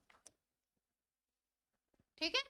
तो इसमें सिस ट्रांस बनाएंगे तो कैसे बनाएंगे? इसमें सिस ट्रांस बनाने का आपको क्या तरीका बताया है कि जब आपके सेम ग्रुप डायगोनल पे आ जाते हैं तो उस कंडीशन को हम ट्रांस बोलते हैं। तो यहाँ पे अगर देखो तो यहाँ पे H है, यहाँ पे Cl है, यहाँ पे H है और यहाँ पे ये बड़ा वाला ग्रुप है। तो यानी कि यहाँ पे आपका हाइड्रोजन में ही सिमिलरिटी है केवल, इधर तो क्लोरीन है और इधर ये बड़ा वाला ग्रुप है। तो आपको यहाँ पे सिस ट्रांस बनाना है तो आप क्या करोगे, अगर H और H को आपने एक H को इधर और एक H को इधर लगा दिया, किस पे लगा दिया? डायगोनल पे। तो सेम डायगोनल पे अगर लग गए तो कौन सा फॉर्मेट बन जाएगा? ट्रांसफॉर्म बन जाएगा। और अगर आपने H और H को कहाँ पे लगा दिया? डायगोनल पे ना लगा के कैसे लगा दिया? सेम साइड पे लगा दिया, एक H इधर, एक H इधर, एक Cl इधर और ये बड़ा सा ग्रुप इधर, तो दो आइसोमर बन जाएंगे सिस ट्रांस, ठीक है। दोनों डायगोनल, हाँ यही जो मैं आपको बोल रही थी कि एक स्पेशल केस जो आपको बताने वाली हूँ, वो क्या बता रही थी आपको कि आपको ऐसा केस भी मिल सकता है डबल बॉन्ड पे। यहाँ पे जैसे डबल बॉन्ड पे हमें क्या मिल रहा है, एक ये H मिल रहा है, एक ये Cl मिल रहा है, दूसरे वाले पे एक H मिल रहा है और एक बड़ा सा ग्रुप, ये मिल रहा है ना हमको। अभी तक जो हमने ब्यूटीन में केस पढ़ा था वो क्या पढ़ा था, यहाँ पे H, यहाँ पे H, यहाँ पे मिथाइल, यहाँ पे मिथाइल, ये दोनों ग्रुप सेम थे। तो आपको ऐसा भी केस मिल सकता है जिसमें एक दो तीन ग्रुप मिले आपको। अभी हमको कैसा, हमने जो सिंपल एग्जांपल पढ़ा था वो कौन सा पढ़ा था? हमने पढ़ा था कि केवल कार्बन के दोनों तरफ दो ग्रुप ही हैं, मिथाइल है, हाइड्रोजन है, ठीक है, या क्लोरीन है और हाइड्रोजन है। यहाँ पे कितने ग्रुप मिल गए आपको? अगर वैसे देखो अलग अलग ग्रुप की बात करो तो एक ग्रुप ये हो गया, ये दोनों तो सेम ही है, और ये दूसरा ग्रुप हो गया, ये तीसरा ग्रुप हो गया, यानी कि तीन ग्रुप वाले में भी ट्रांस और सिस प्रेजेंट हो सकता है। बस आपको ध्यान क्या रखना है, जो भी दो सेम ग्रुप हैं उनको डायगोनल पे लगाओगे तो क्या बनेगा? ट्रांस, और अगर उनको डायगोनल पे नहीं लगाओगे तो क्या बन जाएगा आपका? सिस। तो एक सिस ट्रांस यहाँ पे बन जाएगा। फिर इसी तरीके से यहाँ पे अगर देखोगे तो यहाँ पे भी सिस ट्रांस बन जाएगा, है ना। यहाँ पे इस कार्बन पे हाइड्रोजन, इस कार्बन पे हाइड्रोजन, और एक ये बड़ा सा ग्रुप ये वाला और एक ये बड़ा सा ग्रुप, इधर एकदम सेम वाली सिचुएशन है जैसी ब्यूटीन की थी, ये सेम ग्रुप है बड़ा वाला। यहाँ पे बिल्कुल जैसा पहले मिला है उसी तरीके की पोजीशन यहाँ पे मिलेगी फर्स्ट वाले में। तो यहाँ पे क्या बन रहा है? 6 बन रहा है। अब जहाँ पे मेन जो अपना मेजर फोकस है वो कौन सा है? जहाँ पे 8 बनाए थे उसको देखना है 8 कैसे बनेंगे। हाँ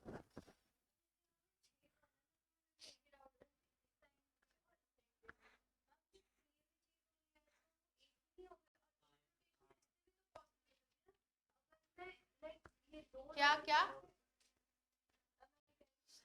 अगर इसको 1 2 3 बोल रहे हो तुम, तब अगर इसको कोई नाम दे दिया तुमने, इसको नाम दे दिया बादल, इसको नाम दे दिया हर्ष, इसको नाम दे दिया गार्गी, तो अलग अलग स्टीरियो सेंटर पे अलग अलग बन जाएंगे,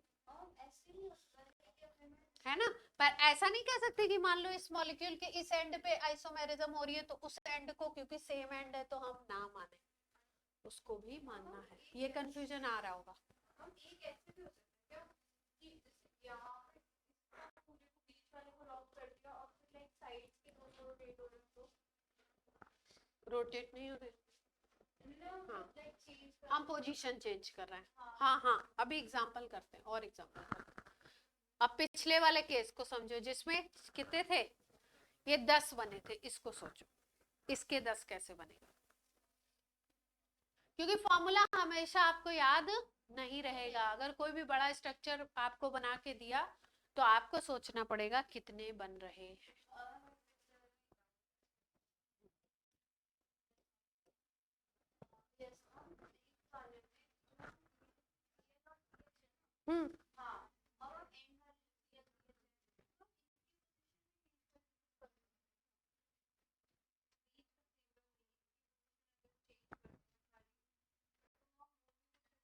केवल उसकी क्यों चेंज करेंगे, उसके साथ थोड़ी इंटरचेंज करेंगे। स्टीरियो सेंटर आपको साइट दिया गया है ज्योमेट्रिकल आइसोमेरिज्म को दिखाने का, है ना। जैसे मान लो ये रूम है, इसमें बोला गया कि वो वाला जो कॉर्नर है वहीं पे बैठ के आप खाना खा सकते हो, तो आप इधर थोड़ी खाना खाओगे, उधर ही खाओगे ना। तो स्टीरियो सेंटर है, इसी पे दिखाना है आपको, ऐसा नहीं यहाँ का हाइड्रोजन उठा के उधर ले जा रहे हैं, नहीं, इनके बीच में इंटरचेंज की ठीक है। अब 8 वाले को बताओ, 8 वाला कहाँ गया, चलो अब हर्ष एक्सप्लेन करेंगे। हाँ ये 10 वाला, पहले 8 वाला करो, इसके पहले 8 आया था ना।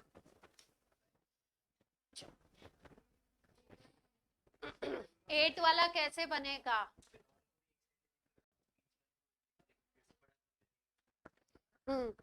तो 2 बन गए, फिर 6 तो बन गए, 6 में तो किसी को दिक्कत नहीं आ रही, 2 और कहां से निकल आए।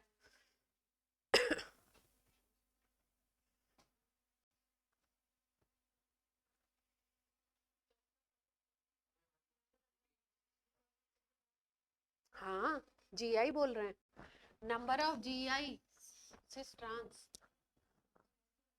जीआई का मतलब सिस ट्रांस।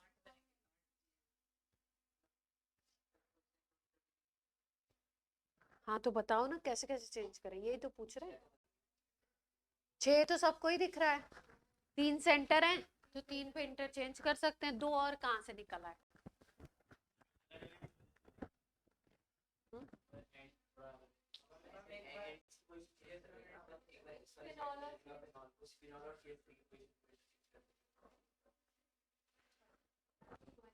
उससे क्या फायदा मिलेगा,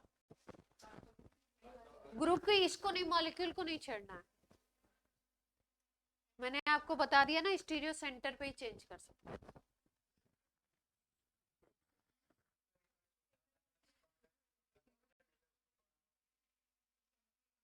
अच्छा ग्रीन कलर से दिखाऊं ग्रुप, क्या चल रहा क्या चल रहा हो दीदी। पहले बीच वाले ग्रुप को देखो ध्यान से, बीच वाले को देखो, बीच वाले पे कौन कौन से ग्रुप लगे हुए हैं, हाइड्रोजन हाइड्रोजन, ठीक है। ये एक बड़ी सी चेन जिसके साइड में क्या लगा हुआ है, पीएच, और ये एक बड़ी सी चेन जिसके साइड में क्या लगा हुआ है, CH3, है ना। तो 2 ग्रुप ही सेम है, इनको अलग अलग कर लो और एक को डायगोनल पे लगा दो, ये कर सकते हैं। हाँ हाँ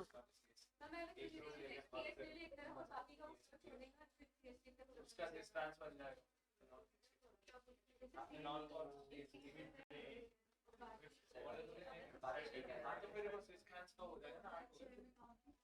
कैसे कैसे फिर से बताइए, एक्सप्लेन करिए।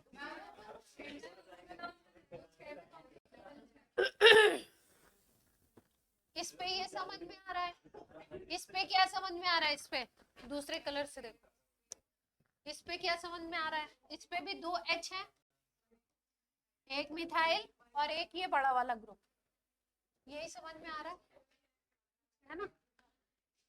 इस पे क्या समझ आ रहा है, 2 H हो गए और इधर PH हो गया और इधर क्या हो गया, एक ये बड़ा वाला ग्रुप, तो 6 ही तो दिख रहे हैं, 8 कहाँ से प्रकट हो गए। हाँ बोलो बेटा। हाँ। और उस वाले सी से भी इस पूरे को एक ग्रुप बना दे कंपाउंड से, और फिर अपन पीएच और CH3 का ये तो मैम मैंने पिछले वाले में बोला था।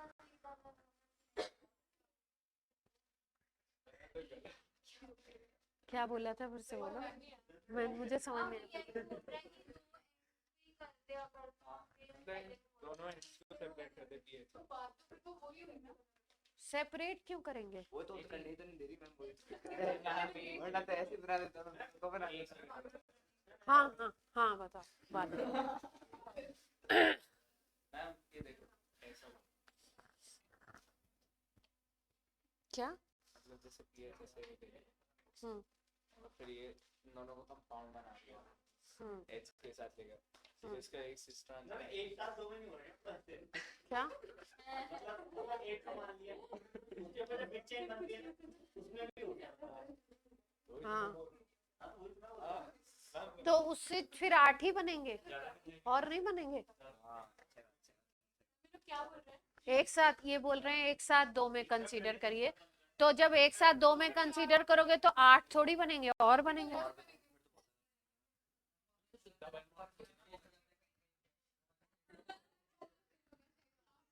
फॉर्मूला फेल हो जाता है कहीं कहीं, फिर नहीं ऐसा।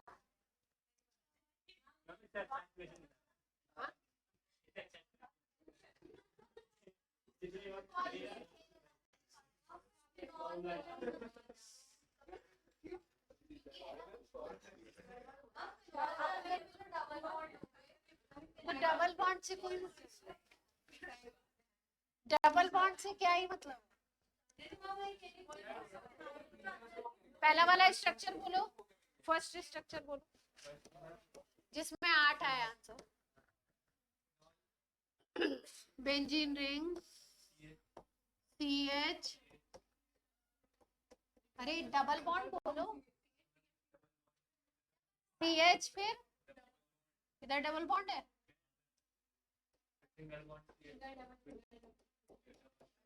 फिर और देख लो ध्यान से, ध्यान से देखो, यही है ना, इतने बेंजीन रिंग है, फिनाइल, फिनॉल नहीं फिनाइल। हाँ तो यही तो है फिनाइल रिंग, फिनॉल नहीं है फिनाइल। नहीं यहाँ थोड़ी प्रेजेंट है, यहाँ नहीं प्रेजेंट। हाँ यहीं पे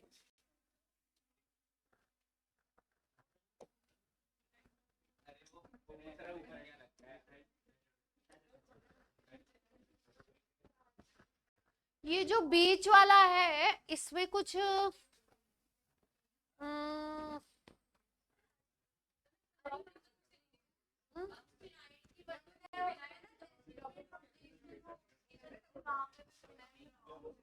नहीं नहीं, ये कोई केस ही नहीं है।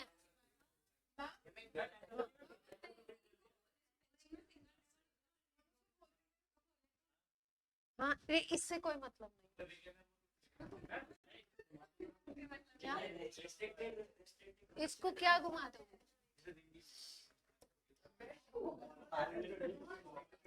अरे अरे शांति शांति बच्चे, बच्चे शांति।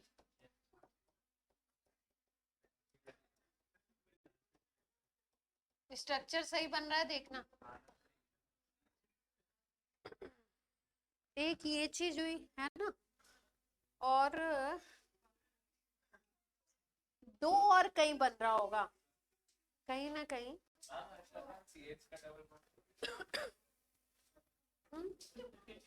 क्या क्या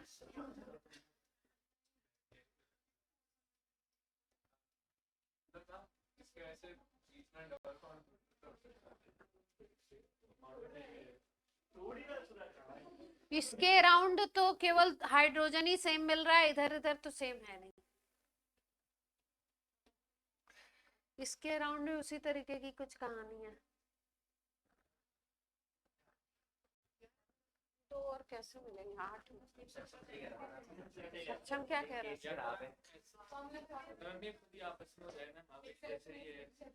हाँ आपस में नहीं हो जाएंगे, बनाना सिखाते हैं, तुम्हें सिखाते हैं। फॉर्मूला याद हो गए तीनों? पक्का बोलो, पहला पहला बोलो। पहला ही फॉर्मूला केवल 2 की पावर n ही था। किसके लिए था? ऑड के लिए, इवन के लिए?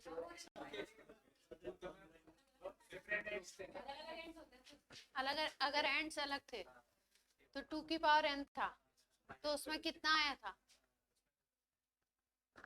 उसमें भी ज्यादा आए थे।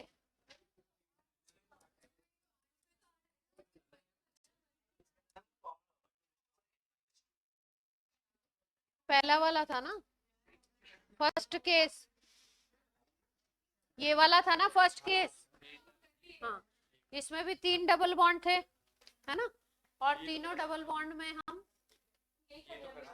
यही वाला तो कर रहे हैं अरे इसको चेंज कैसे करें अपन, पोजीशन को चेंज कैसे, नहीं फॉर्मूला नहीं नहीं, चलो अगला कर लो, अगला टॉपिक कर लो, फिर बताते सिखाते हैं। फार्मूला से कब तक करोगे? हाँ बोलो बोलो,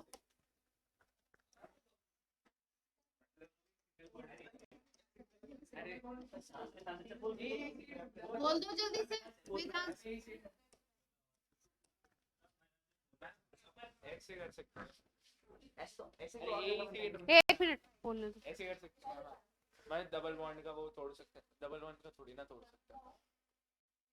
मैं ऐसे तो मैं इसको ये वाला भी ले सकता अरे हूँ। एक सेकंड रुक जा तू। क्या कह रहे हो, कहना क्या चाह रहे हो? मतलब जैसे सी का वो ले लिया, अब जैसे इन दोनों का डबल बॉन्ड है तो वो अपन थोड़ी ना तोड़ सकते, वो कंपाउंड रहेगा ना। बॉन्ड थोड़ी टूटेगा, वही तो यार, बॉन्ड नहीं तोड़ने।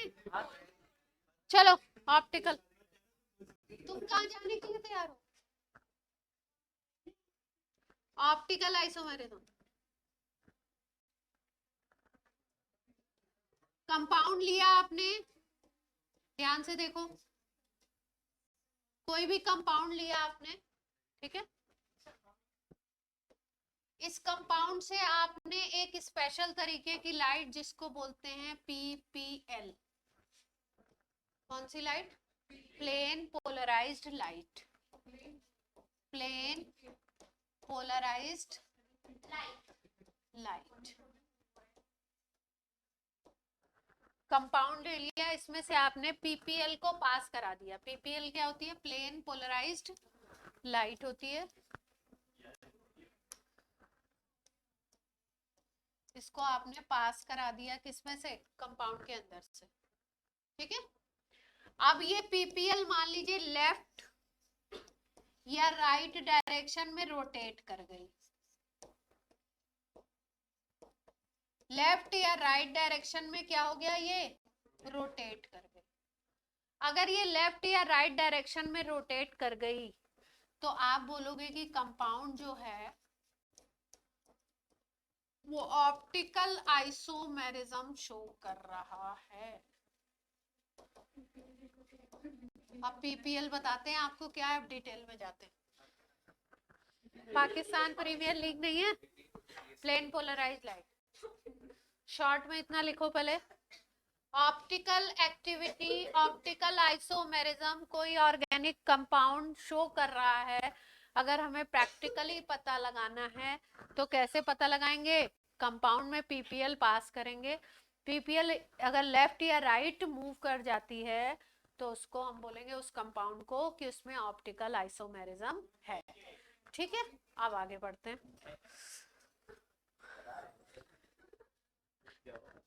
बादल पैर अंदर करो।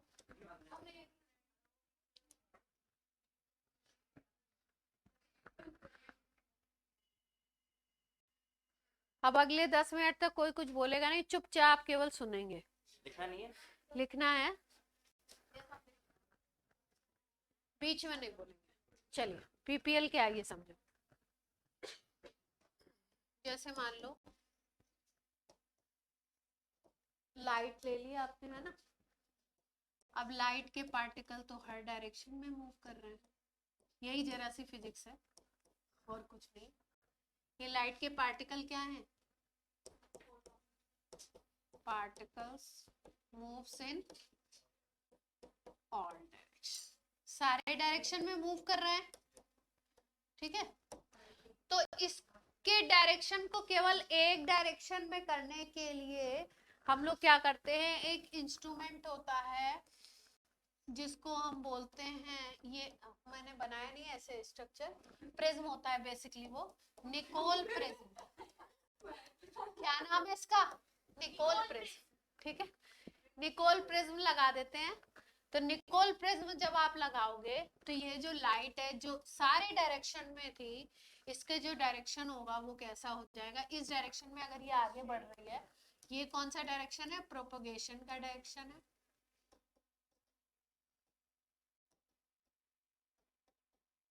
ठीक है। और इस लाइट का जो पार्टिकल होंगे वो कैसे मूव करने लगेंगे, प्रोपगेशन के डायरेक्शन के परपेंडिकुलर। प्लेन वर्ड यूज किया गया ना, प्लेन वर्ड का मतलब प्लेन एंगल मतलब 90 डिग्री बोलते हैं ना।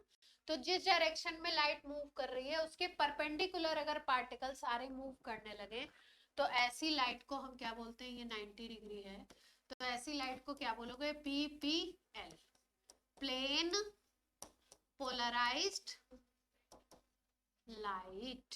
पीपीएल बना ली हमने, है ना। अब ये पीपीएल बनाना हमारा काम नहीं है, पीपीएल हमको मिलती है, कोई कंपाउंड हमें मिलेगा, हमें बताना है वो ऑप्टिकली एक्टिव है, ऑप्टिकल आइसोमेरिज्म शो करेगा या नहीं करेगा। तो आपको लैब जहां पे भी आप ये एक्सपेरिमेंट कर रहे होगे आपको लैब असिस्टेंट ने पीपीएल प्रोवाइड करा दी, है ना। और पीपीएल बनाई कैसे गई, जो लाइट थी उस जिसके सभी डायरेक्शन में पार्टिकल मूव कर रहे थे उसको आपने एक निकोल प्रिज्म से पास किया, निकोल प्रिज्म से पास करने के बाद ये किस में कन्वर्ट हो गई, पीपीएल में। अब जितने पार्टिकल्स हैं वो कैसे मूव कर रहे हैं, डायरेक्शन के, प्रोपगेशन के डायरेक्शन के परपेंडिकुलर हो गए। अब ये पीपीएल हमको मिल गई, अब हमारे पास हमको क्या करना है इसको, अब हमारे पास ये कोई बीकर में क्या पड़ा हुआ है, कंपाउंड पड़ा हुआ है, ठीक है। इससे अब हम इस पीपीएल को क्या करेंगे, पास कर देंगे। इस पीपीएल को जब पास करोगे तो ऐसे नहीं कि आप इसे आंखों से देख लिया, आपको यहाँ पे क्या लगाना पड़ता है, एक इंस्ट्रूमेंट लगाना पड़ता है जिसको हम बोलते हैं पोलरीमीटर। क्या इंस्ट्रूमेंट लगाएंगे यहाँ पे हम, पोलरीमीटर। और उसके बाद हम देखेंगे उस पोलरीमीटर में कि ये जो पीपीएल का डायरेक्शन है ये लेफ्ट जा रहा है या राइट जा रहा है, ठीक है। और एंगल भी नोट करेंगे। जैसे मान लो कि आपने देखा कि ये जो पीपीएल का डायरेक्शन था ये आपका नया जो डायरेक्शन आपको पोलरीमीटर में मिला वो राइट में मिला, किधर मिल रहा है, राइट में घूम गई लाइट। अब जो नए पार्टिकल मिल रहे हैं वो आपको कैसे देखने को मिल रहे हैं पोलरीमीटर में, ऐसे, ठीक है, राइट में घूम गए। और आपको कभी कभी ऐसा भी हो सकता है कि आपको वहां पे कैसा दिखाई दे, आपको ऐसा दिखाई दे कि वो लेफ्ट में घूम जाए, राइट में भी घूम सकता है और कहां पे घूम सकता है, लेफ्ट।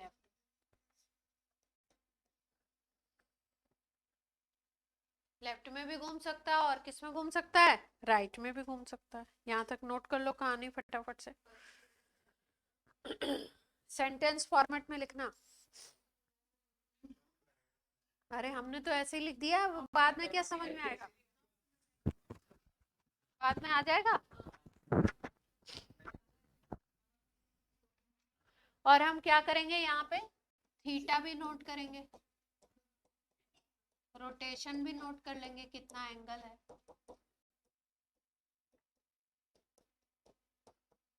ठीक है, पोलरीमीटर ऐसा होता है कि उसमें बने होते हैं, आपको जैसे आप ये लैब में अमीटर वगैरह यूज करते हो तो उसमें करंट के लिए बने हुए होते हैं पूरे, तो आप उसमें बस देख लेते हो कितने मिली एम्पियर कितने एम्पियर की है, तो इसमें आपको क्या मिल जाएगा, एंगल मिल जाएगा, ठीक है। अब राइट में घुमा रहे हैं तो राइट में घुमाने को एक वर्ड और भी बोलते हैं, इसको हम बोलते हैं क्लॉकवाइज। राइट को हम क्या बोल सकते हैं, क्लॉकवाइज भी बोल सकते हो।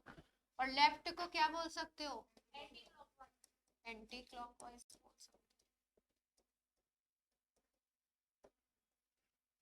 एंटी क्लॉकवाइज बोल सकते हो। जो क्लॉकवाइज घुमाता है या जो राइट घुमाएगा कंपाउंड, है ना, जो क्लॉकवाइज घुमाएगा या जो राइट में घुमाएगा, क्लॉकवाइज या राइट जो रोटेट करेगा उसको हम लोग बोलते हैं उस कंपाउंड का डी फॉर्म।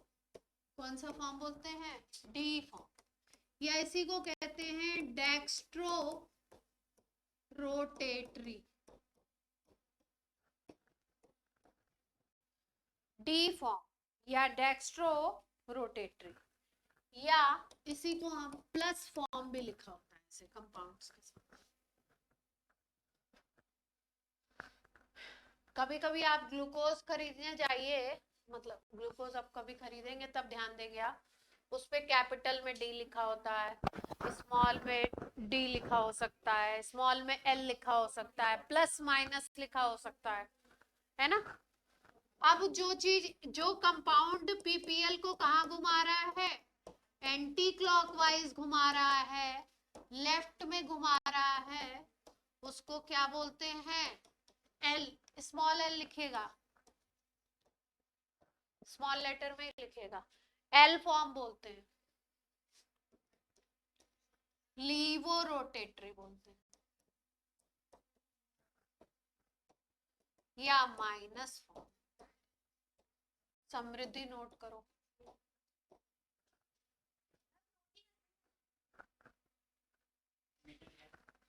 लगा नहीं मुझे। L form, laevorotatory, LAEVORO।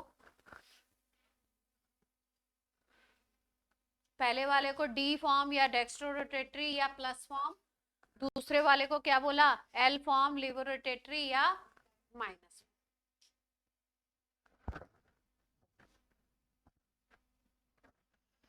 अब जो भी कंपाउंड इसको क्या करेगा, लेफ्ट या राइट में घुमाएगा, उसको क्या बोलोगे आप, कि वो ऑप्टिकल आइसोमर है। ठीक है वो क्या है, ऑप्टिकल आइसोमर। जैसे मान लो हमने एक कंपाउंड होता है लैक्टिक एसिड, वो ऑप्टिकल एक्टिविटी शो करता है ना, तो इसमें ऑप्टिकल आइसोमेरिज्म प्रेजेंट होता है। तो उसके दो फॉर्म होते हैं, एक आपका डी फॉर्म होता है, एक कौन सा फॉर्म होता है, एल फॉर्म। ऑप्टिकल आइसोमेरिज्म को वैसे आइडेंटिफाई करने के लिए एक मॉलिक्यूल को देख के पहचान बताई गई है, और एक ही वाया एक्सपेरिमेंट है ना। जैसे आपको कोई कंपाउंड दे दिया जाए अगर, और बोला जाए ये ऑप्टिकली एक्टिव है, ऑप्टिकल आइसोमर शो कर रहा है, लेकिन आप बताओ कि ये डी फॉर्म है या एल फॉर्म है, तो आप नहीं बता सकते हो विदाउट एक्सपेरिमेंट कि ये डी है या एल है। आप ये बता सकते हो मॉलिक्यूल के स्ट्रक्चर को देख करके कि ये ऑप्टिकली एक्टिव है या नहीं है। आप ये कह सकते हो कि ये डी या एल में से कोई एक होगा, लेकिन डी और एल का कंफर्मेशन किससे होता है, केवल एक्सपेरिमेंट से होता है। ठीक है, डेफिनेशन लिखेंगे, ये तो कहानी लिख ली आपने, एक डेफिनेशन लिख लो छोटू सी।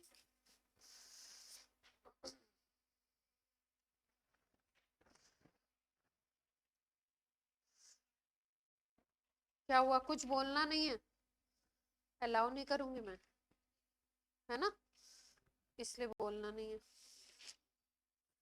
चलिए लिखिए, वैसे लिख तो लिया ही आपने, क्या ही लिखना है, लिखो। Compounds, compounds which rotate PPL, compounds which rotate PPL in left or right, in left or right direction, compounds which rotate PPL in left or right direction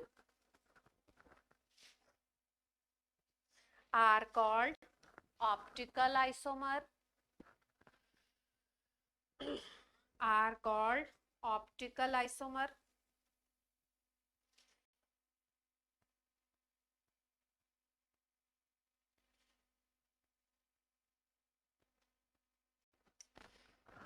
time बोलिए,